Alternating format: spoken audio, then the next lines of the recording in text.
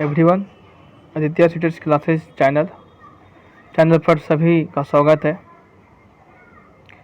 आज TET practice 2 stunt आरंभ होने वाली है।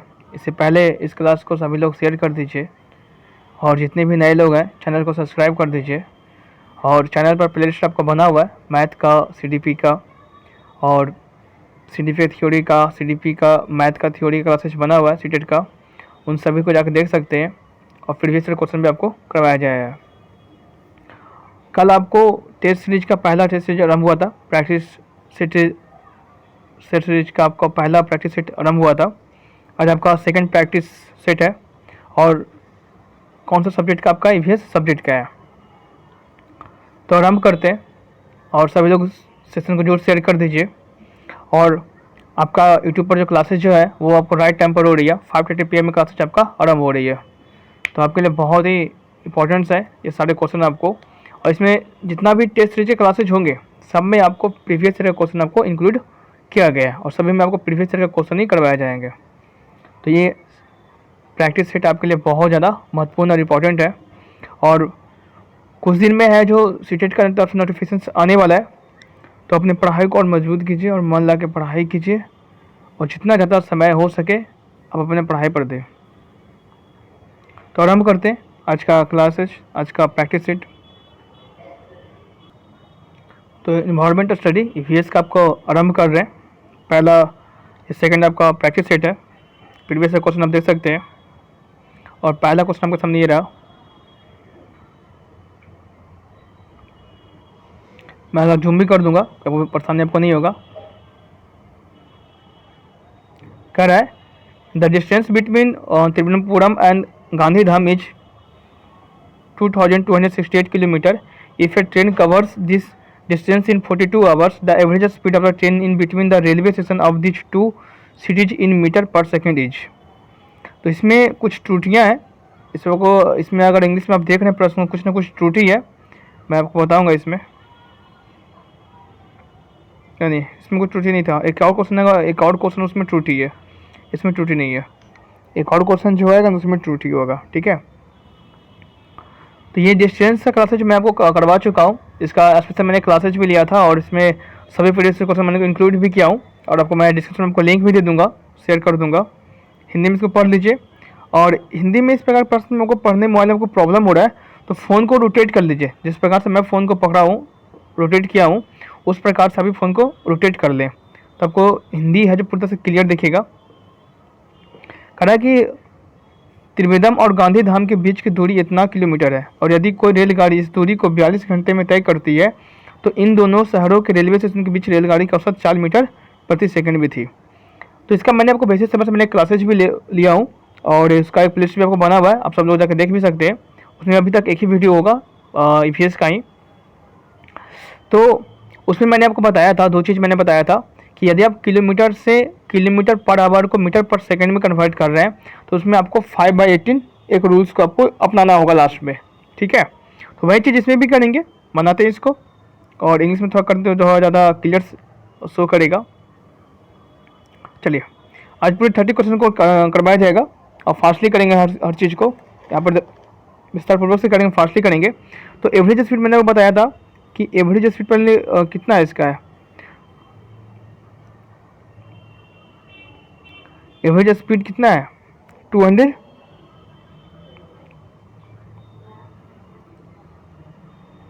और आपको टाइमिंग कितना है, डिस्टेंस आपको दिया हुआ है और डिस्टेंस आपको दिया हुआ है और आपको टाइम दिया हुआ है 42 आवर्स। तो मैंने आपको फार्मूला भी जिक्र किया था, speed equal to distance by time. और speed equal to distance by time मैं आपको जिक्र भी किया हूँ। इसको डिवाइड कीजिएगा तब आपका आएगा 54। कितना आएगा 54 किलोमीटर पर आवर।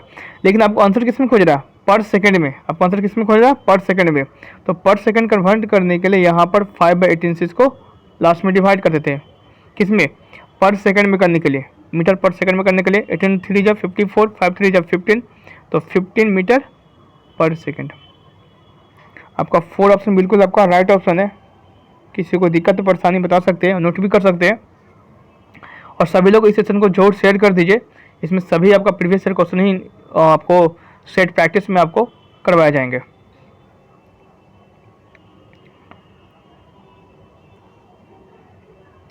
बढ़ते आगे, नेक्स्ट क्वेश्चन बढ़ते हैं, आपको क्वेश्चन नंबर 2 में बढ़ते हैं। हाँ इसमें आपको त्रुटि था। इसमें अगर इंग्लिश में देखा, इसमें कुछ इंग्लिश में आपको एक नंबर को उसमें छोड़ दिया है, आपको हिंदी में उसमें जिक्र करूँगा।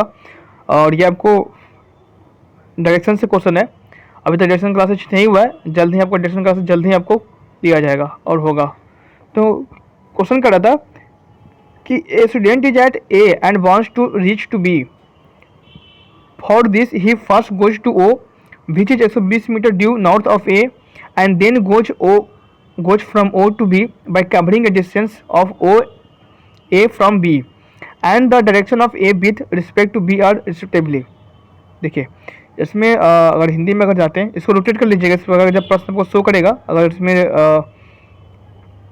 इस प्रकार जब प्रश्न को शो करेगा, इसमें 50 मीटर शो कर रहा है, 50 मीटर शो कर रहा है, जबकि इंग्लिश क्वेश्चन में 50 मीटर शो नहीं कर रहा था।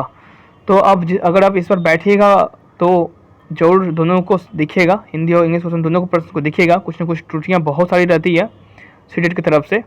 तो ध्यानपूर्वक हिंदी और इंग्लिश दोनों पढ़ के बनाइएगा, ठीक है। तो कह रहा है कि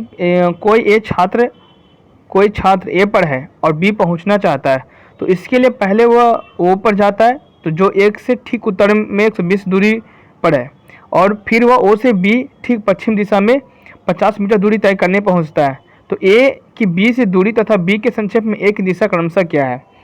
तो इन सब को बनाने के लिए ना एक रूल्स होते हैं। पहले आपको मैप को लिखना होगा, पहले आपको क्या करना होगा, मैप को बनाना होगा। और ये मैप बनाना बहुत ही ईजी है, इस प्रकार से करना है और इस प्रकार से कर देना है, ठीक है। ये आपका हो गया ईस्ट,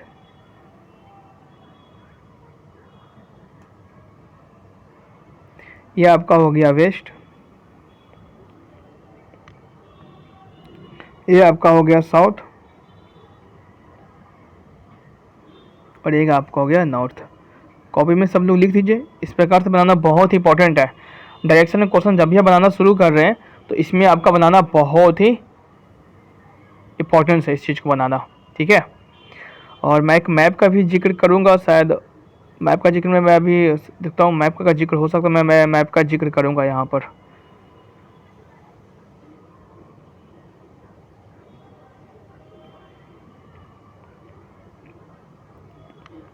ठीक है, इसमें सब लोग कर लिए। देखिए अब क्या करना है इसमें। अब कह रहा है कि कोई छात्र ए पर है और बी पहुंचना चाहता है, ठीक है। इससे पहले वो ओ पर जाता है, जो ए से ठीक उत्तर में 120 दूरी पर है। तो ये रहा ए, ठीक है, और वो बढ़ा आगे 120 मीटर, कितना 120 मीटर, ठीक है। पहुंचा ओ पर, ठीक है। अब पहुंचा ओ पर पहुंच जाता है, ठीक है, दूरी पर है।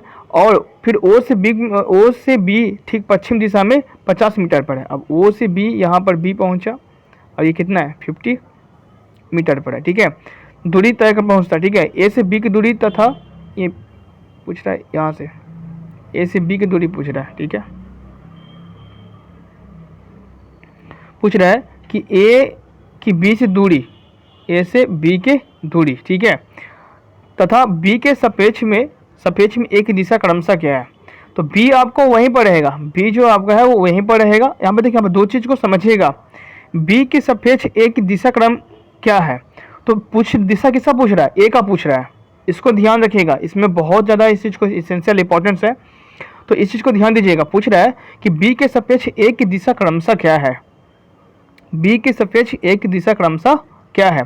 तो ए का यहाँ पर दिशा पूछ रहा है, तो पहले यहाँ पर दूरी निकालेंगे। तो दूरी निकालने के लिए पाइथागोरस थ्योरम का प्रयोग करेंगे।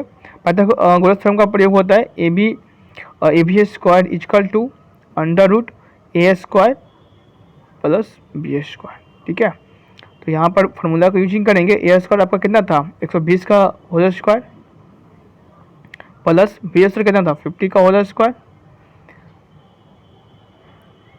कितना आपका होगा, यह आपका बहुत बड़ा जाएगा। यहाँ पर थोड़ा सा मैं इसको लाऊंगा, और ठीक है कोई दिक्कत नहीं है, हो जाएगा। 120 का आपका स्क्वायर आपका चल जाएगा कितना 14400, ठीक है। ऐसा कीजिएगा तो ऐसा जाएगा 2500, ठीक है। कितना जाएगा 2500। यहाँ तो कोई दिक्कत नहीं, मैं इसको और कर देता हूँ। यहाँ पर 14400 plus 2500।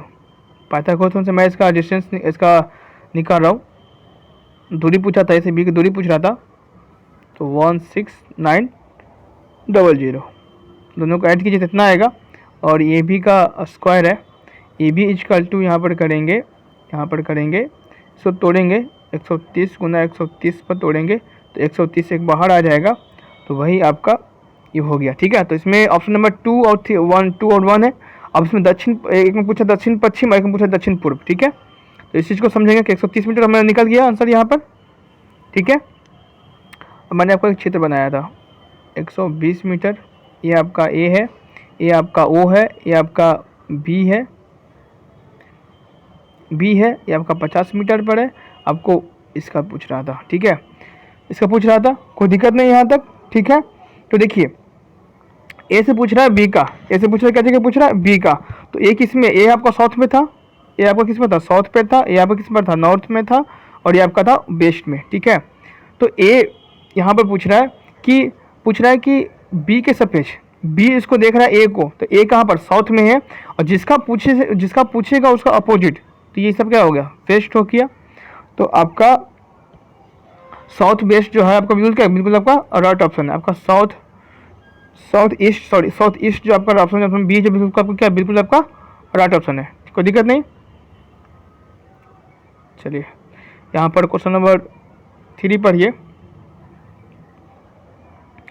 Select the true statement about the sloth from the following.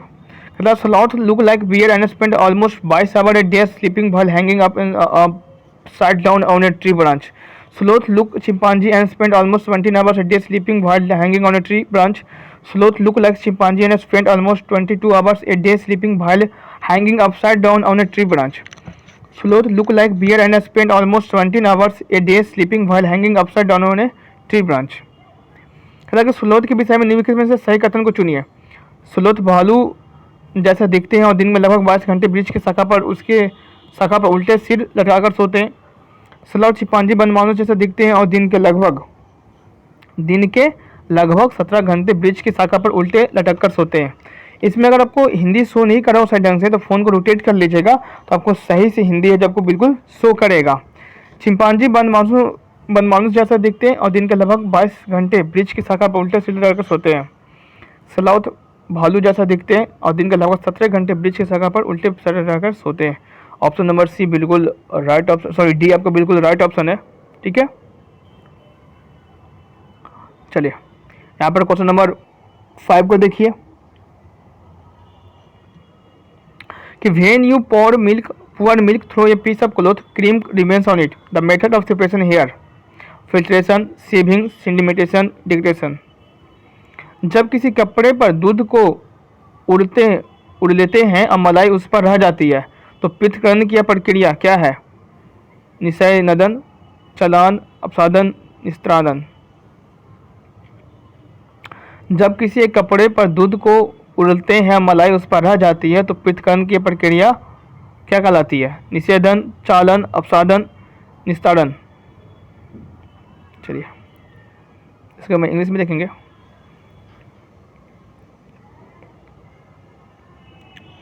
तो जिन लोगों का यहाँ पर ऑप्शन नंबर बी जो आ रहा है फिल्ट्रेशन, बिल्कुल सही ऑप्शन आ रहा है।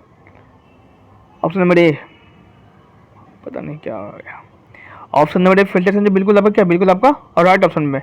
फिल्ट्रेशन में ये होता है कि लिक्विड को पदार्थ है आपको, और उसको आप उसमें कुछ कोई पदार्थ है, अगर उसको आप फिल्ट्रेशन द्वारा कर रहे हैं ना, तो क्या होगा उसमें वो छन को वो रख जाएगा। जैसे कि हम एक उदाहरण आपको दे रहे हैं चाय का, कि चाय में चायपत्ती होती है, ठीक है, तो चाय छन्नी के द्वारा आप उसको क्या करते हैं, उसको चाय छन्नी में इसको चाय को डालते हैं। जब चाय को डालते हैं तो चाय छन्नी में क्या जाता है, आपको चायपत्ती जो रह जाती है और चाय आपको नीचे गिर जाती है। तो सेम इसमें क्या हुआ है कि दूध को ऊपर से गिराएंगे तो दूध नीचे गिर जाएगा, और फिल्ट्रेशन में और जो उस पर जो मखाना है, जो मलाई है, वो ऊपर है जो रह जाएगा। तो किस में होगा? फिल्ट्रेशन में होता है। ठीक है, कोई प्रॉब्लम किसी को दिक्कत? ठीक है, और यहाँ पर देखो सेविंग में क्या होता है, सेविंग एक ऐसा प्रक्रिया है जिसमें कि सॉलिड को सॉलिड से आपको सेपरेट किया जाता है। सेविंग में क्या होता है, सॉलिड से सॉलिड को आपको सेपरेट किया जाता है। जैसे कि आपको कहने का मतलब ये है कि जैसे कि कहने का मतलब होता तो पर ये हुआ कि ये क्या कहते हैं, गेहूं में भूसा होते हैं, गेहूं में भूसा बहुत सारा होता है, चाहे फिर आपका धान में भूसा होते हैं। तो उसको क्या करते हैं, उसको हवा में ऊपर जाके गिराते हैं तो भूसा उधर चल जाती है और धान जो नीचे गिर जाती है। तो दोनों के दोनों क्या, दोनों सॉलिड होता है, ठीक है, कोई दिक्कत नहीं यहाँ पर। सबका आपको मीन समझा रहा हूँ, इन्हें कोई दिक्कत है यहाँ पर नहीं ना, ठीक है। और आपको सिंडिमेशन क्या था, सिंडिमेशन उसको कहते हैं कि जैसे कि यहाँ पर बालू और पानी को दिखेगा, बालू और पानी को दिखेगा, पानी को, तो बालू और पानी में क्या होता है कि पानी नीचे गिर जाएगा, बालू है जो ऊपर रह जाएगी। तो उसमें भारी भारी जो पदार्थ जो होते हैं उसमें आपको सिंडिमेटेशन में प्रयोग है जो किए जाते हैं फिल्टर करने के लिए। और डिकंटेशन का प्रयोग किस में करते हैं, तो डिकंटेशन का प्रयोग किस में करते हैं, डिकंटेशन जो प्रोसेस जिसमें क्या होता है ना कि दो इमिजुअल लिक्विड, दो लिक्विड जैसे कि आपका ऑयल और वाटर, इसमें किसमें डिकंटेशन में क्या होता है कि ऑयल एंड वाटर, ठीक है। ऑयल एंड वाटर को फिल्ट्रेशन करने के लिए आपको इसमें क्या किया जाता है, आपको इसमें प्रयोग है जो किया जाता है, फिल्टर किया जाता है, जिसमें ऑयल अलग हो जाते हैं और वाटर है जो अलग हो जाते हैं। सिंडिमेशन में क्या करते हैं कि भारी चीज़ जैसे कि बालू पानी रहता है, या किसी कुछ भी ले लीजिए जो भारी रहे, ठीक है, तो उसमें भारी चीज़ जो ऊपर रह जाएगी और जो पानी है जो नीचे चली जाएगी। सेविंग में क्या होता है, इसमें लिक्विड दोनों चीज़ होती है। जैसे मैं जिक्र किया आपको, गेहूं का जिक्र किया, धान का जिक्र किया, धान में भूसा होती है या गेहूं में भूसा होता है, तो उसको जब उसाते हैं ना तो जो आपका धान नीचे गिर जाती है और उसमें जो हस्क जो होता है वो आपको उधर उड़ के चल जाता है, ठीक है। फिल्ट्रेशन में क्या होता है, चाय और चपाती का मैंने आपको जिक्र किया, तो कोई दिक्कत नहीं, सबको सब नोट भी कर सकते हैं करना चाहेंगे तो। चलिए क्वेश्चन नंबर बनाइए, इसको क्वेश्चन नंबर 5 को बनाइए। 25 क्वेश्चन अभी और है। कहता on the map of Golconda front given the class 5 textbook 1 centimeter distance is equal to a distance of 110 meter on the ground. On this map the distance between the fifth darwaza and jamali darwaza is 10.7 centimeter on the ground. The minimum distance between the two would be. अभी आपको हिंदी आपको clear रूप से नहीं दिखेगा, phone को rotate कर लीजिएगा, मैं बार बार आपको यही कहता रहूँगा कि फ़ोन को रोटेट कर लीजिएगा तब आपको क्लियर दिखेगा। फ़ोन को रोटेट कीजिएगा तब आपको हिंदी आपको क्लियर दिखेगा, और इंग्लिश आपको जिस प्रकार से देख रहे हैं आपको इंग्लिश उसमें क्लियर दिख जाएगा, लेकिन हिंदी इसमें बहुत ज़्यादा सटाया हुआ है तो फ़ोन को आपको रोटेट करना ही पड़ेगा। और मैं इसमें एटलीस्ट इसको इतना जूम कर सकता हूँ। कहता कक्षा 5 के पाठ्य पुस्तक में दिए गए गोलकांड किले के मानचित्र 1 सेंटीमीटर जमीन पर 10 मीटर की दूरी को दर्शाता है। तो इस मानचित्र में फतेह दरवाजे में जमाली दरवाजे की दूरी 10.7 सेंटीमीटर है, तो जमीन पर इन दोनों दरवाजों के बीच की कम से कम दूरी होगी कितना, बताइए। लाइव चैट कमेंट बॉक्स में कमेंट कीजिए, लाइव चैट कमेंट बॉक्स में कमेंट कीजिए इसके बारे में। लाइव चैट कमेंट बॉक्स सबके पास है तो सब लोग लाइव चैट कमेंट कीजिए।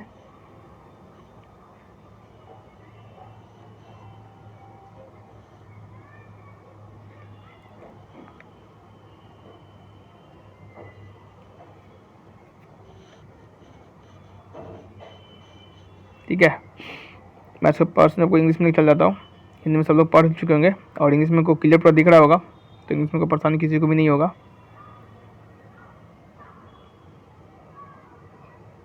और डिस्टेंस ऑफ है, ठीक है, तो मैं इसको बनाता हूँ, मेरे साथ बनाइएगा आप लोग भी। क्या पूछ रहा था, आपको क्वेश्चन पूछ रहा था कि क्या दिया हुआ यहाँ पर 1 centimetre distance 1 centimetre distance is equal to distance of 110 metre. तो 1 centimetre distance equal to 110 centimetre, ठीक है, ये हमको दिया हुआ है, ठीक है। On the ground on this map distance between the Fateh Darwaza and Jamali दरवाजा 110.7 सेंटीमीटर है। अब यहाँ पर जो जमाली दरवाजा का वो कितना है, फतेह और जमाली दरवाजा का, यहाँ पर देखते हैं फतेह, शॉर्ट फॉर्म में लिख रहे हैं फतेह और दरवाज़ा, ठीक है, का डिस्टेंस कितना है। मैं किसी का मजाक नहीं उड़ा चाहिए, किसी कुछ तत्पर नहीं है, बस तो शॉर्ट फॉर्म में लिख रहा हूँ, ठीक है, किसी की कुछ भावना को मेरा हिंद पहुँचाने को भावना नहीं है, ठीक है। तो the minimum distance between the two would be, दोनों का मिनिमम डिस्टेंस क्या करें, दोनों को आपको मल्टीप्लिकेशन कर दीजिएगा, क्या कर दीजिएगा, मल्टीप्लिकेशन कर दीजिएगा। तो 10.7 इंटू 11.10 इजकल टू आपका जो आएगा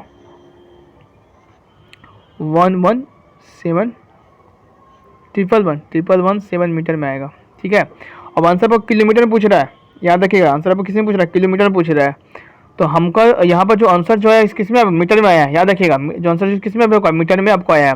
तो मीटर को आपको किलोमीटर में आपको कन्वर्ट करना है। 117 मीटर को आपको किस में कन्वर्ट करना है, किलोमीटर में।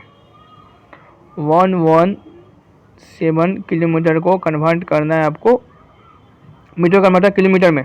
तो 1 किलोमीटर में 1000 मीटर, ठीक है।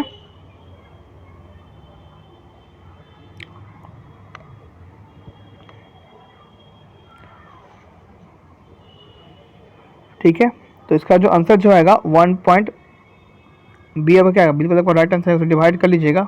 1.177 आपका राइट आंसर है, ठीक है। चलिए अब आपको आ गया मैप का question. A group of 3 states having bay of Bengal on one side is. कहता है कि इसमें बे ऑफ बंगाल में, ये मैप का क्वेश्चन है। मैप का अगर मैं यहाँ पर आपको दर्शा तो नहीं सकता हूँ, लेकिन नेक्स्ट बार मैं प्रॉमिस करता हूँ कि नेक्स्ट बार आपको मैं इसका मैप का जो क्वेश्चन रहेगा उसमें मैं आपको निर्देश करके बताऊँगा। और अभी के लिए माफ़ी मैं चाह रहा हूँ, कभी मैं आपको निर्देश करके नहीं बता सकता, बट मैं नेक्स्ट टाइम प्रॉमिस करता हूँ कि अगर नेक्स्ट बार आपको मैप का क्वेश्चन दिया गया है तो मैं आपको उसको बता दूंगा। मैं इसमें अरेंजमेंट नहीं कर पाया, अरेंजमेंट नहीं करने का मैं आपको इसी कारण वो मैप में आपको शो नहीं कर पा रहा हूँ। वो व्हाट्सएप ग्रुप में आपको चैनल का एक व्हाट्सएप ग्रुप बना हुआ है, तो वो उसमें और रखा हुआ है और उसमें वो अटैचमेंट है, तो इसी कारण मैं उसको अभी शो नहीं कर रहा, उसको मैं आपको पब्लिसिटी नहीं कर रहा हूँ, पब्लिक नहीं कर रहा हूँ, इसी कारण मैं आपको शो नहीं कर रहा हूँ अभी। ऐसा कोई दिक्कत नहीं है। और ये आपको आप लोग अगर पढ़े हुए हैं, अगर आप उसमें जानते भी हैं, तो आपको ऑप्शन नंबर 3 जो होगा उड़ीसा, आंध्र प्रदेश, तमिलनाडु जिसके निकट में आते हैं किसके, बे ऑफ बंगाल के, तो ऑप्शन नंबर 3 का बिल्कुल आपका राइट आंसर है। 3 राज्यों का वह समूह जिनके किसी किनारे पर बंगाली खाड़ी है कौन सा है, आंध्र प्रदेश, महाराष्ट्र, तमिलनाडु, उड़ीसा, केरला, तमिलनाडु, उड़ीसा, केरला, तमिलनाडु, उड़ीसा, आंध्र प्रदेश, तमिलनाडु, केरला, कर्नाटक, तमिलनाडु। तो उड़ीसा, आंध्र प्रदेश और तमिलनाडु बिल्कुल राइट आंसर है, ठीक है। ठीक है, ये भी वही क्वेश्चन आ चुका है। इसके लिए मैं माफ़ी चाह रहा हूँ अभी मैप के लिए कि मैप क्वेश्चन मैं आपको अभी दिखा नहीं पाया हूँ, लेकिन जब नेक्स्ट क्वेश्चन जब भी आपका ईवीएस का जल्दी आपका होगा, आपको पर डे आपको इधर टेस्ट प्रोसेस स्टार्टिंग हो चुकी है, तो पर डे आपका टेस्ट प्रोसेस आपका किसी न किसी सब्जेक्ट का आपको होता रहेगा, ठीक है। क्वेश्चन नंबर 7 का जो आंसर जो होगा वो आपको आएगा नॉर्थ ईस्ट आएगा, ठीक है। कर है कि suppose you are Madhya Pradesh, आप मध्य प्रदेश में है, with respect to this state direction of our country thickest forest.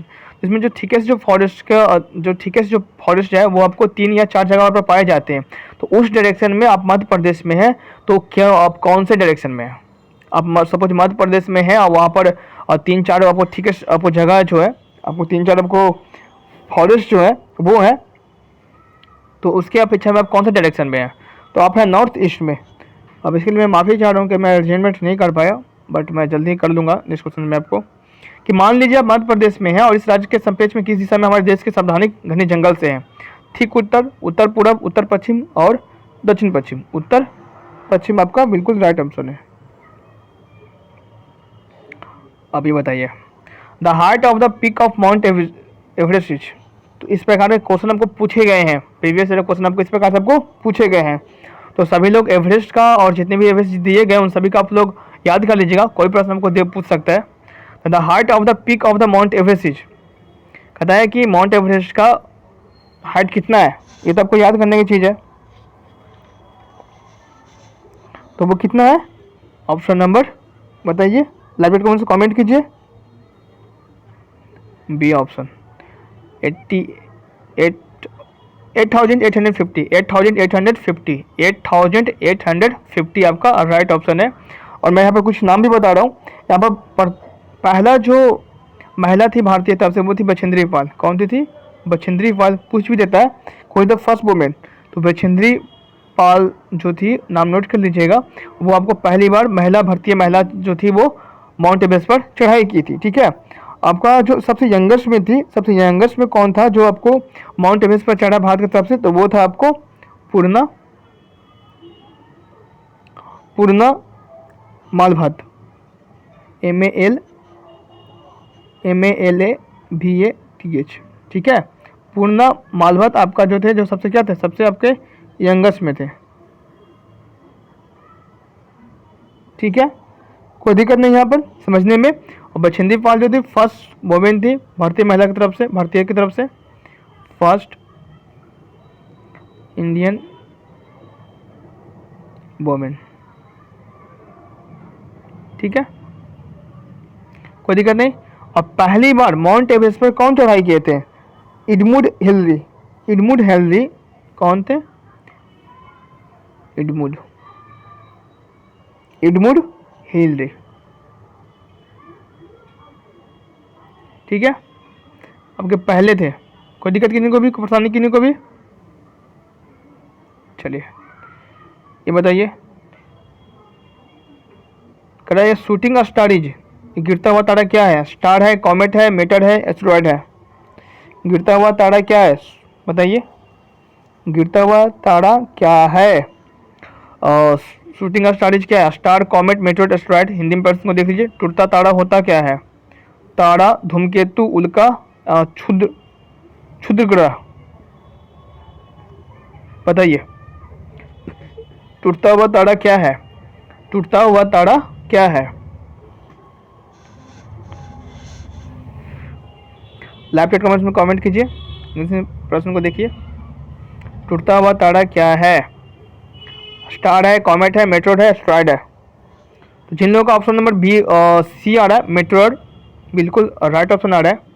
और जिन लोगों का ऑप्शन नंबर उल्का आ रहा है, बिल्कुल राइट ऑप्शन सी, ठीक है। जिक्र करेंगे सबके बारे में, पहले तारा के बारे में जिक्र कर लेते हैं। ये क्लियर दिखेगा, इसलिए मैं इंग्लिश को भी रख रहा हूँ बार बार, इंग्लिश को जो क्लियर आपको शो कर रहा होगा। और कोई दिक्कत नहीं है, हिंदी इंग्लिश में यहाँ पर कोई परेशानी आपको नहीं होगा, क्योंकि दोनों है जो आपको इक्वल शो करेगा। और आपको कोई परेशानी इसमें नहीं, कोई हार्ड क्वेश्चन आपको इंग्लिश में नहीं दिया गया कि आपको कोई परेशानी होगी, ठीक है। तो सबसे पहले जानेंगे कि स्टार कहते किसको है। तो स्टार जो है ना, वो एक आग का गोला है। स्टार क्या, आपको आग का एक गोला है। कौन सा स्टार का मैं जिक्र कर रहा हूँ यहाँ पर? स्टार क्या, आपको आग का एक गोला है, जो किसी किसी बना हुआ, आपको बना हुआ है, आपको मोस्टली हाइड्रोजन गैस और हीलियम गैस से आपको बना हुआ। कौन से गैस से? हाइड्रोजन और हीलियम गैस से आपको बना हुआ है। कॉमेट क्या है? कॉमेट जो है आपको फ्रोजन गैस है। कॉमेट क्या है आपको? कॉमेट आपको फ्रोजन गैस है। कॉमेट आपको किससे बना हुआ? फ्रोजन गैस से। कॉमेट जो आपको बना हुआ किससे बना हुआ? आपको फ्रोजन गैस से आपको बना हुआ है, ठीक है, कोई दिक्कत नहीं यहाँ पर। जो कि वहाँ वो क्या करता है कि वो रॉकी और मेटेलिक को बहुत, मटेरियल्स को बहुत पकड़ कर वो रखता है, ठीक है। यहाँ पर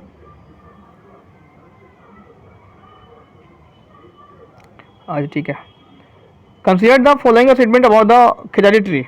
कह रहा है कि खजड़ी ब्रिज के बारे में नीचे दिए गए कथनों में से विचार कीजिए। खजड़ी जो ब्रिज दिया गया उसके बारे में विचार कीजिए कि the tree is mainly found in desert area. This tree is mainly found in desert area. क्या ये जो पेड़ है जो पूरी तरह से आपको मरुस्थल क्षेत्र में पाया जाता है? और this tree can grow without much water. या जो पेड़ है जो वो बहुत कम पानी में भी है जो ग्रो कर सकता है। This tree store water in Trunks which can be use for drinking when needed. The tree of this tree is used for making medicine and its wood is not affected by insect. The tree has very few leaves. कौन सा option सही है? A B D, A B C, B C D, A C E. जो live chat comments में comment करेंगे सभी लोग। Consider the following statement about the khijri tree. The tree is mainly found in desert area. This tree can grow without much water. This tree stores water in its trunk, which can be used for drinking when needed. The tree of this tree is used for making medicine and its wood not affected by the insect. This tree has very few leaves. The correct statement is. The correct statement is. कौन सा इसका correct statement है? सब लोग बताइए, इसका comment कीजिए, इसका करेक्ट स्टेटमेंट कौन सा है?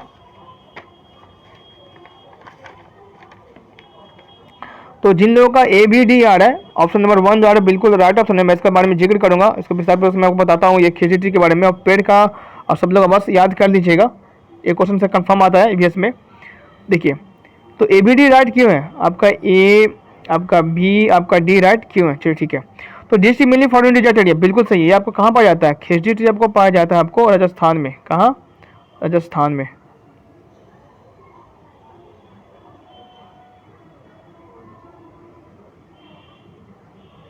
ठीक है, राजस्थान में पाया जाता है। हाँ, अब इस पानी को आपको ग्रो करने के लिए अत्यधिक अत्यधिक पानी की आपको जरूरत है, जो नहीं पड़ता। This tree can grow without much water, ठीक है। हाँ, this tree store water in Trunks, ये नहीं है, ये बिल्कुल गलत है।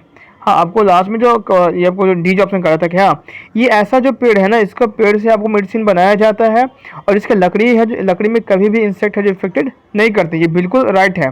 और this tree has very few leaves, बिल्कुल गलत है। इसके पेड़ के जो इसके जो पेड़ में जो पत्ते जो होते हैं, उसको जानवर लोग हैं जो खाते हैं, ठीक है। चलिए बताइए कि I have come from area, मैं उस क्षेत्र से आता हूँ, where rainfall is very scarce, where scarcity, it is very hot too, our house are made of mud, the walls of houses are very thick and also plastered with mud, the roofs are made of thorny bushes, these students must be from a village of Ladakh, Assam, Rajasthan, Uttar Pradesh. किसी छात्र द्वारा दिए गए कथन पर विचार कीजिए, इसको रोटेट कर लीजिएगा तो आपको शो करेगा सही ढंग से। मैं इंग्लिश में चला जाऊंगा कुछ देर के बाद, मैं बस इसको हिंदी में रखा हूँ कि मैं जिस क्षेत्र से आया हूँ वहाँ बारिश बहुत कम होती है, गर्मी बहुत पड़ती है, हमारे घर मिट्टी से बने होते हैं, घरों की दीवारें बहुत मोटी होती है और इन्हें मिट्टी से ही पोत कर सुंदर किया जाता है, घरों की छतें कटीली झाड़ियों से बनाई जाती है। यह छात्र निम्नलिखित में से किस राज्य से आया हो सकता है? लद्दाख, असम, राजस्थान, उत्तर प्रदेश, बताइए।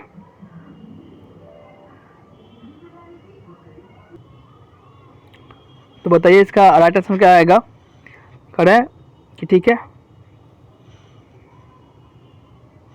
तो इसका आएगा आपको राजस्थान, हमको बिल्कुल राइट आंसर बनाएगा। मैं जिक्र करूँगा हर चीज़ के बारे में। देखिए, उत्तर प्रदेश में गर्मी भी पड़ती है और क्या कहता है, वहाँ अत्यधिक बड़ी गर्मी भी होती है, ठीक है, लेकिन वहाँ वर्षा पड़ता है अत्यधिक में, ठीक है, वहाँ वर्षा पड़ती है, अत्यधिक में पड़ती है। तो आपको बी 4 क्या बिल्कुल गलत हो गया। राजस्थान एक गर्म क्षेत्र का एरिया है, वहाँ पानी वहाँ बरसे पड़ते हैं, ठीक है, लेकिन बहुत ही उतना ज़्यादा नहीं होता है, ठीक है, उतना ज़्यादा आप नहीं कर सकते, ठीक है। और वो गर्मी का क्षेत्र होता है, सबसे ज़्यादा गर्मी कहाँ पड़ता है आपको? राजस्थान में पड़ता है, ठीक है। और इसका जो घर जो बने होते हैं वो कैसे बने होते हैं? मिट्टी के बने हुए होते हैं, ठीक है। और the walls of the house are very thick, वहाँ के जो घर के जो दीवार होती है क्या होती है, वो बहुत पतली होती है और वो मड से आपको प्लास्टर किया हुआ रहता है, ठीक है। और उसके जो छत पर क्या होते हैं? ठोनी बसेज होते हैं। तो लद्दाख में पत्थर का होता है और असम में होता है लकड़ी का। तो सिर्फ आपको ऑप्शन नंबर क्या 3 आपका बिल्कुल आपका राइट ऑप्शन है, ठीक है। चलिए, I am from a palace where most of the people prefer to eat fish cooked in mustard oil. कहता है कि मैं उस जगह से हूँ जहाँ के लोग हैं जो मछली को मस्टर्ड ऑयल में खाते हैं। वो कहाँ से हैं? गोवा, केरला, कश्मीर, मिजोरम।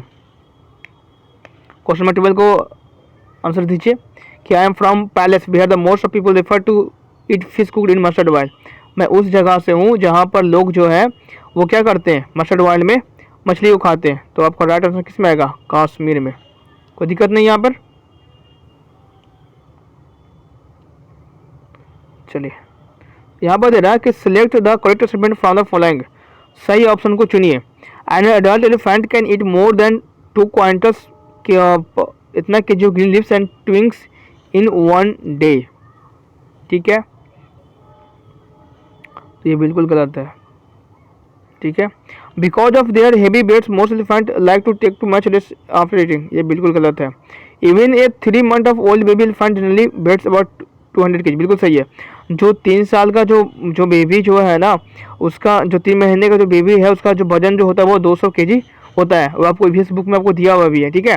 और फिर आगे करा है कि on average most elephants sleep for 9 या 10 आवर्स इन पर डे, ऐसा कुछ नहीं है, ये भी आपका गलत है। तो ऑप्शन टी आपका बिल्कुल आपका राइट ऑप्शन था। मैं इसको हिंदी में देख लेता हूँ कि कोई वयस्क हाथी एक दिन में 2 क्विंटल 200 kg से अधिक पत्ते और झाड़ियाँ खा सकता है, ये बिल्कुल गलत है।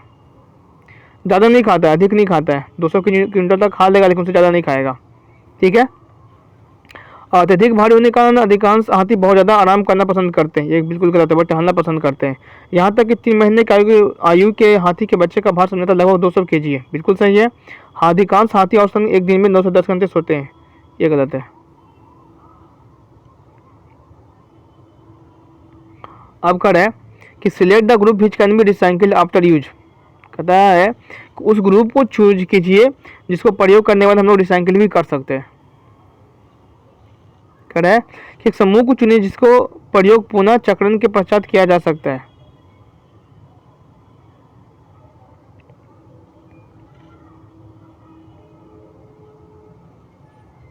बताइए, बहुत इजी प्रश्न है आपको। ये क्वेश्चन नंबर आपको 14 है।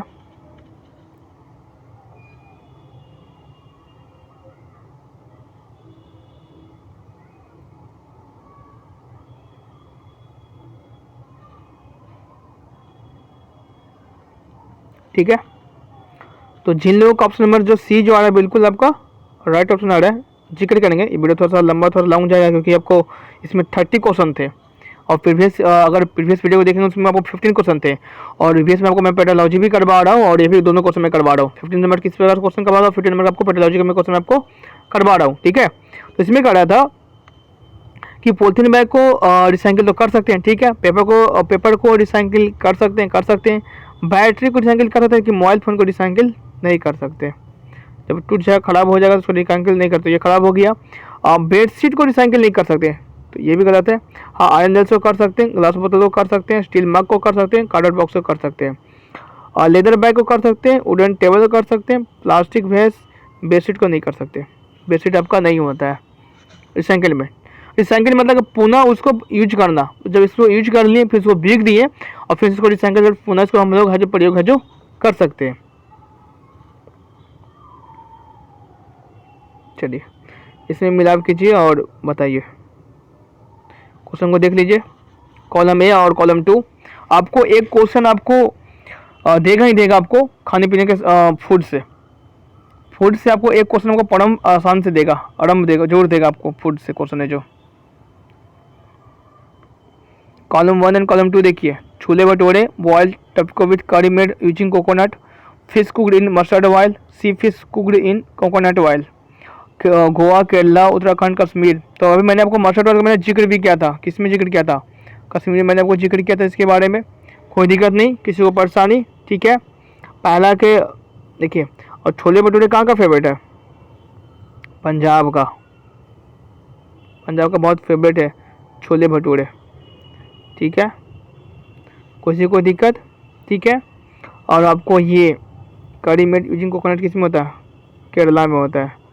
कोई दिक्कत किसी को भी? तो बताइए। और सी फिश कुकड इन गोवा। ठीक है, तो ऑप्शन नंबर डी आपका भी क्या था? बिल्कुल आपका राइट ऑप्शन था।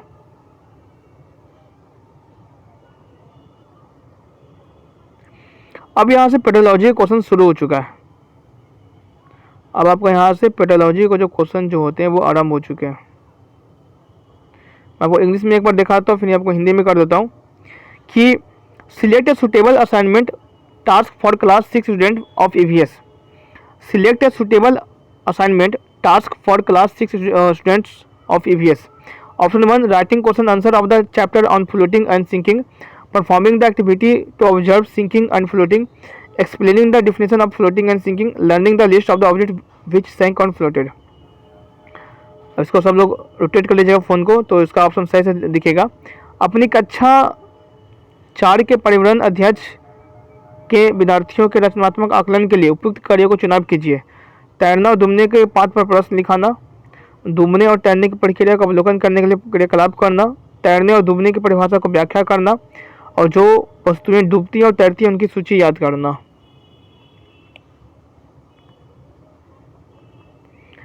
सब लोग चैट कमेंट्स में कमेंट कीजिए जिसका आंसर क्या आएगा।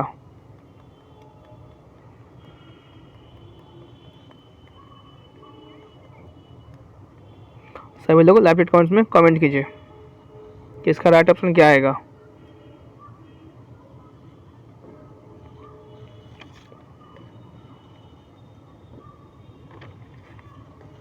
बताइए इसका राइट ऑप्शन क्या जाएगा। चलिए मैं इसको बता रहा हूँ। इंग्लिश में करूँ तो इंग्लिश ज़्यादा सूटेबल, ज़्यादा क्लियर शो करेगा। मैं इसका हिंदी भी कर दूंगा, आपको कोई दिक्कत परेशानी आपको नहीं होगा। तो चलिए देखते हैं। पहला तो बिल्कुल गलत है, ठीक है ना? हाँ ठीक है, जिसको हिंदी में मैं कर देता हूँ। देखिए, तैरने और डूबने के पाठ को प्रश्न उत्तर को उत्तर लिखवाना, ये बिल्कुल गलत है। इस प्रकार से बच्चा जो लर्निंग नहीं कर पाएगा। ठीक है, डूबने और तैरने की प्रक्रिया को अवलोकन करने की प्रक्रिया का लाभ करना बिल्कुल सही है। तैरने और डूबने की परिभाषा को व्याख्या करना नहीं। जो वस्तुएं डूबती है और तैरती हैं उसकी सूची याद करना, ये भी बिल्कुल गलत है। तो ऑप्शन नंबर 2 बिल्कुल सही था। क्वेश्चन क्या पूछ रहा था कि आकलन के लिए, तो आकलन के लिए क्या करना होगा आपको ना, बच्चे को वहाँ पर दे देना होगा कि बच्चों को कहना होगा कि आप घर पर जाइए या कहीं पर भी आप जाके कुछ प्रयोग कीजिए, और प्रयोग करेंगे तो बच्चे के बहुत सारे विकास होंगे, बहुत सारे उसके मानसिक विकास होंगे। और वो प्रक्रिया को अगर वो प्रयोग करेगा ना, क्रियाकलाप करके प्रयोग करेगा, डूबने और तैरने की प्रक्रिया का अवलोकन करने के लिए क्रियाकलाप करना। बच्चों को कुछ वस्तु दे देंगे, बोलेंगे कि इसको इसमें कौन वस्तु है जो डूब रहा है, कौन वस्तु है जो तैर रहा है, ठीक है। तो बच्चों उसका प्रयोग करेगा, बताएगा कि हाँ सर ये वस्तु जो आपको डूब रहा है और या तो तैर रहा है, ठीक है, ठीक है। तो इसका art and craft should be integrated in EVS teaching because it promotes the creativity, peer learning, discipline in class, inclusion। ये भी इतना इतना इतना इतना इतना इतना ठीक है, मैं इसको हिंदी में कर लेता हूँ, कोई दिक्कत आपको नहीं होगा। पर्यावरण अध्ययन के शिक्षण में कला एवं कौशल का संवेदन करना चाहिए क्योंकि वह प्रोत्साहित करता है सृजनात्मक को, सहपाठी सीखने को, कक्षा में अनुशासन को, समावेशन को। ए और डी, ए और बी, ए बी सी और ए बी डी।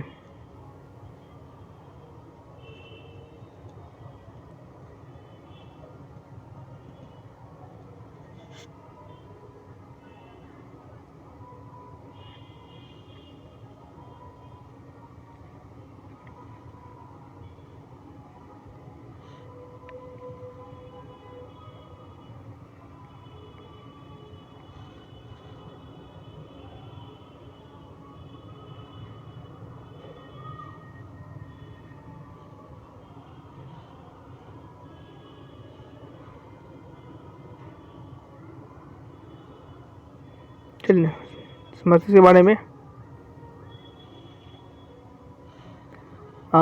जिन लोगों का जो राइट ऑप्शन जो आ रहा है फॉर ए बी डी आ रहा है, बिल्कुल आपका राइट ऑप्शन आ रहा है। मैं इसका जिक्र करूंगा क्यों आ रहा है A B D right option क्यों आ रहा है। देखिए पर्यावरण अध्ययन शिक्षण कला में कौशल संवेदन करना चाहिए क्योंकि वह प्रोत्साहित करता है क्या चीज़ को, सृजनात्मकता को, बिल्कुल सही है। सहपाठी से सीखेंगे, आपको दोस्तों से सीखेंगे, उससे कौशल के बारे में सीखेंगे, कला और कौशल, कला एवं कौशल के बारे में सीखेंगे, ठीक है।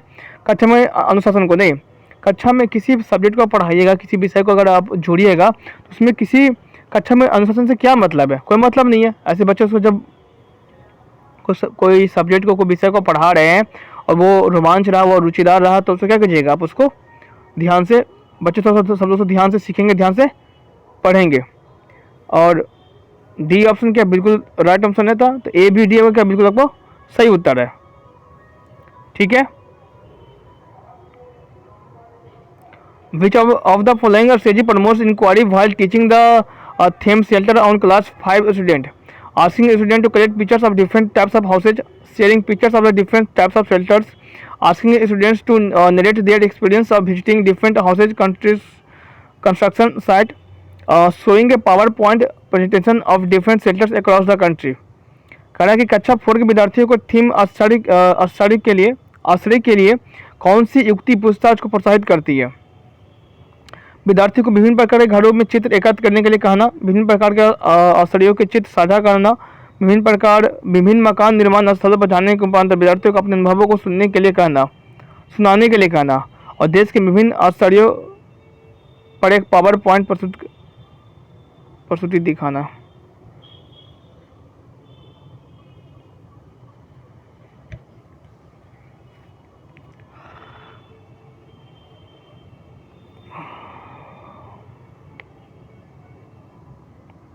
तो जिन लोगों का ऑप्शन नंबर जो वहाँ पर जो सी आ रहा है बिल्कुल राइट आ रहा है, मैं आपको जिक्र करूँगा कि क्यों सी है जो क्यों सही है, ठीक है।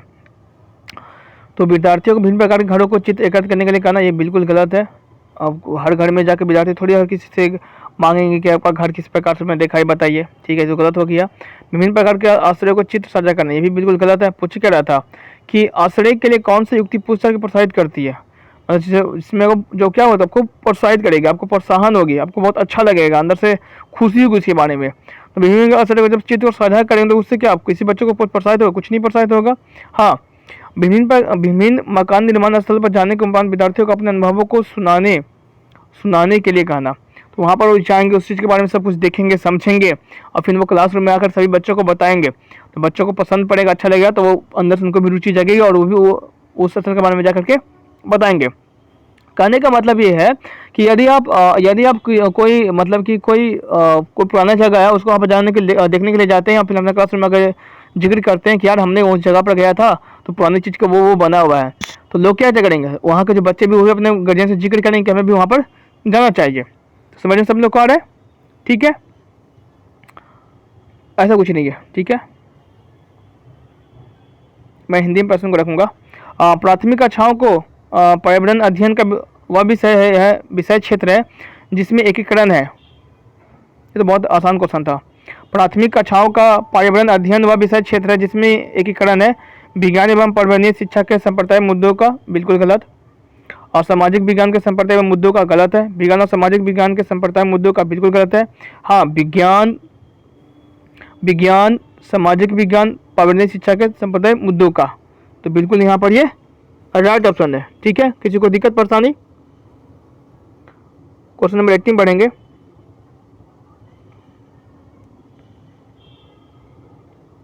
मतलब कि निम्न में से प्राथमिक स्तर के पर्यावरण अध्ययन का क्या उद्देश्य है? निम्न में से प्राथमिक स्तर के पर्यावरण अध्ययन का क्या उद्देश्य है? लैंगिक भेदभाव से संबंधित मुद्दों पर सीखने वालों को संवेदनशील बनाना, स्थानीय उपलब्ध सामग्रियों के सरल प्रांतों को विकास करना, विद्यार्थियों को उच्च प्राथमिक विज्ञान संप्रदाय के लिए कार्मिक रूप से तैयार करना, विद्यार्थियों को उनके आस पड़ोस में उपलब्ध व्यावसायिक विकल्पों की ओर अभिमुख करना।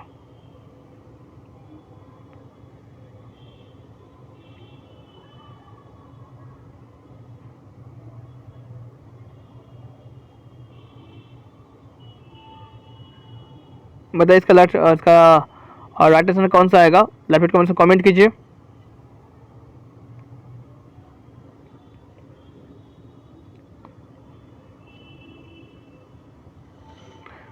तो निम्न से प्राथमिक स्तर के पर्यावरणीय अध्ययन का उद्देश्य क्या है? वहाँ पर ये उद्देश्य है ना कि बालकों को ना लैंगिक भेदभाव के बारे में बताना, कि वो आगे चल के कुछ चीज़ की परेशानी उन लोग को नहीं हो। आजकल सबसे बड़ी समस्या यही होती है, अगर आप कहीं भी जाकर देखें ना, सबसे बड़ी समस्या यही होती है ना कि उनको समझ में नहीं आता है, या लैंगिक भेदभाव को हर जगह देखने को मिलता है। अगर बच्चों को अगर स्टार्टिंग से इस प्रकार से उसको सुझाव दिया जाए कि गर्ल्स बॉयज सब एक होते हैं और इनमें कोई भेदभाव नहीं होती है, सबको समानता मान्यताएं मिलती है, जो बॉयज करते हैं वो गर्ल्स भी कर सकते हैं, जो गर्ल्स करते हैं बॉयज भी कर सकते हैं, तो इन सबसे उनके ना वो उनकी मानसिकता विकास है जो अच्छी तरह से बढ़ोतरी होगी, और एक दूसरे से क्लासरूम में क्या चलेगा, क्लासरूम में एक सही ढंग से चलेगा, और वहाँ पर जो वातावरण जो होगी ना बहुत अच्छी होगी, सब लोग मिलजुल के पढ़ाई भी करेंगे। तो लैंगिक भेदभाव का जो विचार है वो स्टार्टिंग से उन लोगों को देना चाहिए। ठीक है, और ऐसा कुछ नहीं है कि उनको बचपन में ही उनको उस प्रकार सामग्री आपको दे दिया जाएगा जिससे कि उनको वो है जो सरल रूप से आगे जाकर वो सिखा सकते हैं। फिर आगे दे रहा है कि विद्यार्थियों को उच्च प्राथमिक विज्ञान संप्रदाय के लिए कार्मिक रूप से तैयार करना, ऐसा कुछ नहीं है। और स्टार्टिंग से ऐसा कुछ सिखाया नहीं करवाया नहीं जाता है कि उसको स्टार्टिंग से उसको जीनियस बना दिया जाए, उसको 9th-10th में कोई क्लास में प्रॉब्लम नहीं, ऐसा कुछ नहीं करवाया जाता है। विद्यार्थियों को उनके आस पड़ोस में उपलब्ध व्यावसायिक विकल्पों को अभिमुख करना, ऐसा कुछ नहीं है, सभी और उनको बताया जाता है। 81 में पढ़िए, 9 प्रश्न भी और इसके बाद अभी और है, इसको रोटेट कर लीजिएगा। इस पर जब भी वो पोर्शन जो शो कर उसको रोटेट कर लीजिएगा। शिक्षकों ने अपने विद्यार्थियों को भोजन के रूप में ग्रहण किए जाने वाले पौधे के विभिन्न भागों जैसे कि जड़, तना, पुष्प के नाम जानने के लिए अपने परिवार के सदस्य को परामर्श लेने के लिए कहा।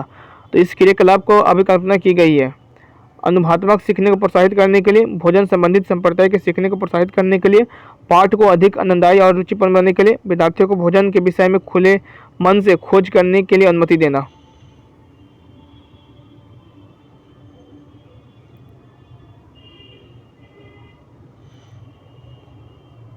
फिर से पढ़ लीजिए, मैं उसको फिर से रिपीट नहीं करूँगा।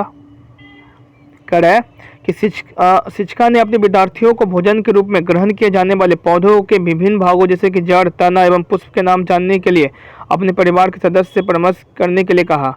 इस क्रियाकलाप की अभिकल्पना की गई है अनुभवात्मक सीखने को प्रोत्साहित करने के लिए, भोजन संबंधित संप्रदाय को सीखने को प्रोत्साहित करने के लिए, पाठ को अधिक आनंददायक और रुचिपूर्ण बनाने के लिए, विद्यार्थियों को भोजन के विषय के खुले मन से खोज करने की अनुमति देना। क्वेश्चन इसे समझ नहीं करेगा ऐसा, ये ठीक है। तो जिन लोगों का ऑप्शन नंबर यार बिल्कुल राइट ऑप्शन आ रहा है, सेकंड गलत है, थर्ड गलत है, फोर्थ गलत है, जिक्र करेंगे क्यों गलत है। ठीक है, आप बोल रहे कि भोजन संबंधित संप्रदाय को सीखने को प्रोत्साहित करने के लिए, ऐसा कुछ नहीं है। आपको शिक्षक यहाँ पर बता रहे हैं तो भोजन को किस प्रकार से बनाया जाता है, उनके क्या होते हैं, उस प्रकार प्रसाद करने के लिए वो चीज़ वो बुक में सब कुछ दिया हुआ रहता है। तो बी ऑप्शन बिल्कुल गलत है। ठीक है, इसमें ऐसा कुछ नहीं है। पाठ को अधिक रुचिपना और अति बनाने के लिए शिक्षक जो टास्क जो दिए हैं कि अपने पेरेंट्स से जाकर पूछिए कि क्या क्या बनाया जाता है, क्या क्या सब होता है, जिससे आपको पाठ है जो रुचिपन नहीं होता है। ठीक है, तो थर्ड ऑप्शन गलत है। हाँ, विद्यार्थियों को भोजन के विषय में खुले मन से खोज करने की अनुमति देना, हाँ ये तो सही है, लेकिन ये नहीं कह सकते कि उनको अनुमति देना, तो ऐसा कोई सेंस इसमें आपको बन नहीं रहा है। हाँ, अनुभवात्मक सीखने के लिए प्रोत्साहित करने के लिए, अनुभवात्मक सीखने के लिए कहने का मतलब ये है कि हमारे घर में ये मटेरियल्स बनते हैं, चाहे हमारे जो रिलीजन हुए, जो धर्म हुए, जो संस्कृति जो हुए हम लोग वो, चाहे हमारे जो जिस हम लोग कल्चर से आते हैं, हम लोग में ये भोजन है जो बनाया जाता है, तो उनको वो इस चीज़ का अनुभव होगा और वो आगे इस चीज़ को सीखेंगे भी कि हमारे जो रिलीजन हुए, जो हमारे जो कास्ट हुए, जो हमारे जो कुछ भी हुए, उसमें हम लोग इस भोजन को है जो खाते हैं, ग्रहण करते हैं, उसके बारे में वो सीखेंगे, वो अनुभव ग्रहण करेंगे, कोई दिक्कत नहीं। चलिए आगे देखिए, दृष्टिविदित विद्यार्थियों को पाठ्यक्रम अध्ययन पढ़ाने के लिए निम्न में से कौन सा युक्ति सर्वाधिक उपयुक्त है? कक्षा में मिश्रित सहपाठी समूह बनाए, किसी कार्य को पूरा करने के लिए अधिक समय दें, किसी कार्य को भागों में बांटें और प्रत्येक भाग को अलग पढ़ाएं, स्पर्शी शिक्षण सामग्री का अधिक प्रयोग करें।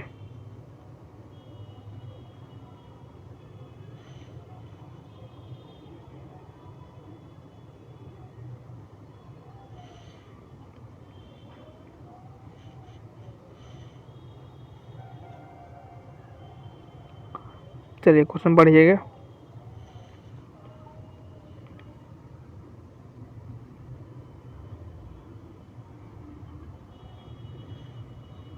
ठीक है, देखिए, और जो बालक जो क्या दृष्टिवर्धित है, मतलब कि वो आँख से को प्रॉब्लम उसको है। ठीक है, तो ऑप्शन नंबर ए नहीं होगा, ऐसा कुछ भी नहीं होगा।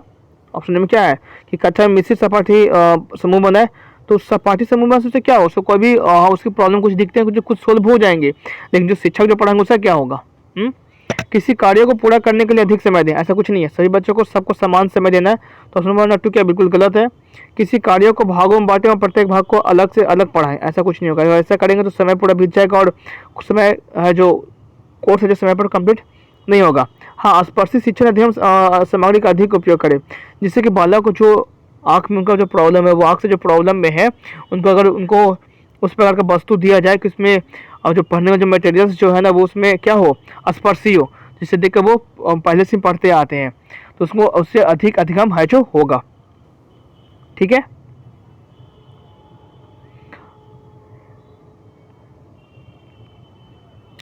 पर्यावरण अध्ययन को शिक्षण करते हुए पाठ का उपयुक्त स्तर जिस पर विद्यार्थियों का आकलन किया जाना चाहिए वह है पाठ के अंत में, पाठ के आरंभ में, जब विद्यार्थी आकलन के लिए प्रस्तुत है, और शिक्षण अधिगम के दौरान।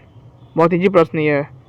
पर्यावरण अध्ययन का शिक्षण करते हुए पाठ का वह प्रयुक्त स्तर जिस पर विद्यार्थी को आकलन किया जाना चाहिए वह है पाठ के अंत में, पाठ के आरंभ में, जब विद्यार्थी आकलन के लिए प्रस्तुत हो, या शिक्षण अधिगम के दौरान। फोन को रोटेट कर लीजिएगा, मैं स्टार्टिंग से आपको बोलते आ रहा हूँ, फोन को रोटेट कर लीजिएगा। और सब ऑप्शन बिल्कुल है लास्ट वाला। अब क्लास में किसी चीज़ को पढ़ा रहे हैं, ठीक है, आप किसी चीज़ को पढ़ा रहे हैं, और जैसे कि आप क्लास में पढ़ा रहे हैं कि बताओ कोई आपको 1 क्लास का कोई बच्चा है, उसको पढ़ा रहे हैं कि 16 × 13 × 4, ठीक है, तो उसको बताते हैं कि पहले ये मल्टीप्लिकेशन करो, फिर बाद में इसको जो आएगा 48 आएगा, उसके बाद में तुम इसको करना ऐड कर देना, तो 52 आंसर आएगा। तो बच्चों को हम पढ़ाते पढ़ाते बीच में अगर तुम इस प्रकार से प्रश्न उसको पूछ देंगे कि बताओ इसमें पहले क्या करना होता है, मल्टीप्लिकेशन करना होता है कि एडिशन करना होता है, तो बालक अधिगम के दौरान ही बता देगा, शिक्षण अधिगम के दौरान ही बता देगा कि सर इस प्रकार से प्रोसेस को फॉलो करते हैं, तब जाकर हमारा आंसर है जो आता है। ठीक है, तो पाठ के अंत में कभी नहीं किया जाता, पाठ के आरंभ में कभी कुछ पूछा नहीं जाता है, जब विद्यार्थी आकलन के लिए प्रस्तुत होते हैं, इस भी ऐसा कुछ नहीं होता है, पाठ के अधिगम के दौरान ही पूछा है जो जाता है। चलिए इसको मैं इंग्लिश में रखूंगा। You have to access your student EVS project and given them quick feedback which assignment tool will you choose. ठीक है, you have to access your students EVS project and give them quick feedback which assignment tool will you choose. Observation, rating scale, checklist, peer assignment. अब मैं ज़्यादा प्रश्न को नहीं कर पाऊँगा, मेरा गला बैठ रहा है, तो मैं इसको लास्ट कर रहा हूँ इस प्रश्न को रखकर। आपको अपने विद्यार्थियों के पर्यावरण अध्ययन की परियोजना का आकलन करना है, उन्हें शीघ्र पुनर्वेशन देना है, तो आप आकलन के किस साधन को चुनाव करेंगे? अवलोकन के लिए, क्रम निर्धारण मापन के लिए, जांच सूची के लिए या सपाटी आकलन के लिए?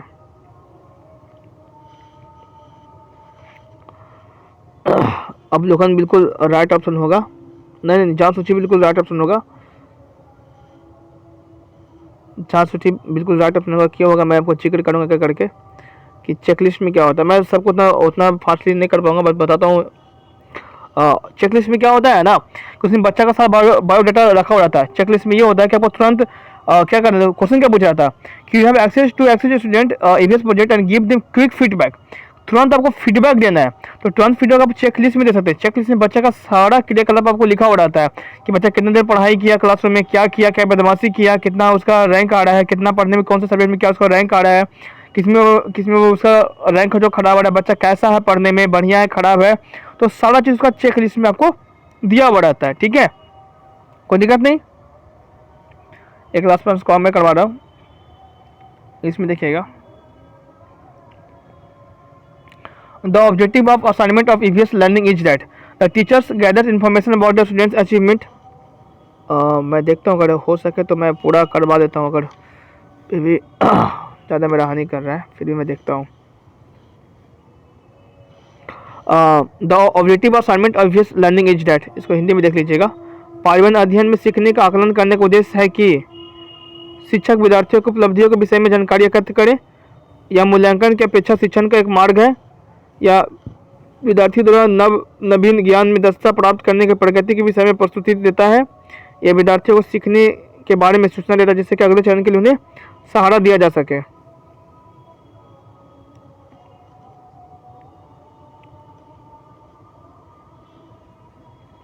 हो जाएगा, कोई दिक्कत नहीं है। बाकी जो प्रश्न वो ज़्यादा देरी नहीं करेगा, फास्टली हो जाएगा। और शायद मैं लास्ट तक नहीं जा पाऊँगा, मैं 28 क्वेश्चन तक नहीं करा पाऊँगा आज। मैं वाटर बोतल लेकर भी नहीं बैठा हूँ, जिसके कारण गला में कुछ हो रही है परेशानी हल्का सा। हालांकि पर्यावरण अध्ययन में सीखने का आकलन करने का उद्देश्य है कि क्या उद्देश्य है? शिक्षक विद्यार्थियों को उपलब्धियों के विषय में जानकारी एकत्र करे, या मूल्यांकन की अपेक्षा शिक्षण एक मार्ग है, या विद्यार्थियों द्वारा नया ज्ञान की दक्षता प्राप्त करने के लिए प्रगति विषय में प्रस्तुति देता है, या विद्यार्थियों को सीखने के बारे में सूचना देता है कि जिससे अगले चरण के लिए उन्हें सहारा दिया जा सके। आपके एग्जाम्स बहुत नज़दीक आ चुके हैं और आपका पढ़ाई करना बहुत ही इंपॉर्टेंट है। जिन लोगों ने पढ़ाई कर रहे हैं और वो अच्छी बात है, और उसमें समय अत्यधिक समय दें, एग्जाम को बहुत ज़्यादा नज़दीक आने वाले हैं।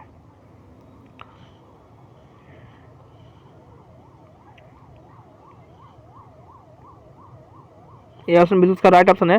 कहा था कि पर्यावरण अध्ययन में सीखने का आकलन, क्या करने का? सीखने का आकलन। सीखने का आकलन, सीखने का आकलन में क्या करेंगे?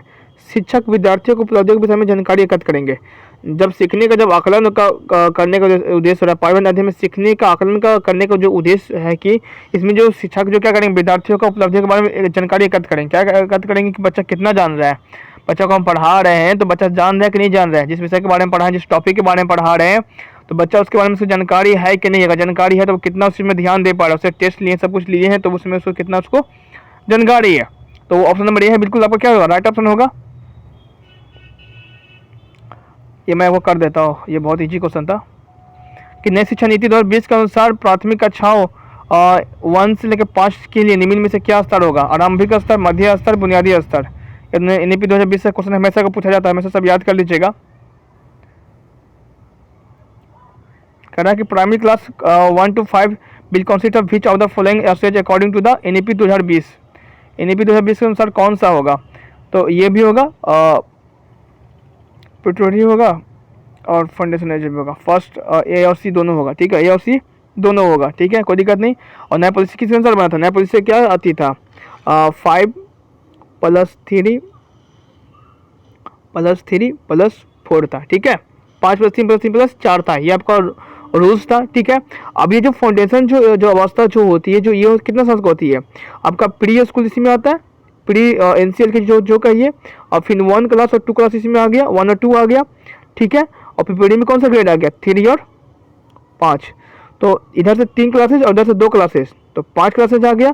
पूछ भी रहा था क्लास 1 to 5 में, तो प्रिपरेटरी और फाउंडेशन। कोई दिक्कत किसी को, परेशानी कोई दिक्कत यहाँ पर? अब मैं क्लासेज को एंड भी कर रहा हूँ और कलम थोड़ा सा कुछ खराबी आ चुका है और वाटर बॉटल लेकर मैं भी नहीं बैठा हूँ। तो क्लासेज को मैं एंड कर रहा हूँ। और आज का टेस्ट जब कैसा लगा उनसे कमेंट बॉक्स में जरूर कमेंट करें। आपका कितना सही हो रहा है नीचे कमेंट बॉक्स में कमेंट करें। धन्यवाद सभी लोग।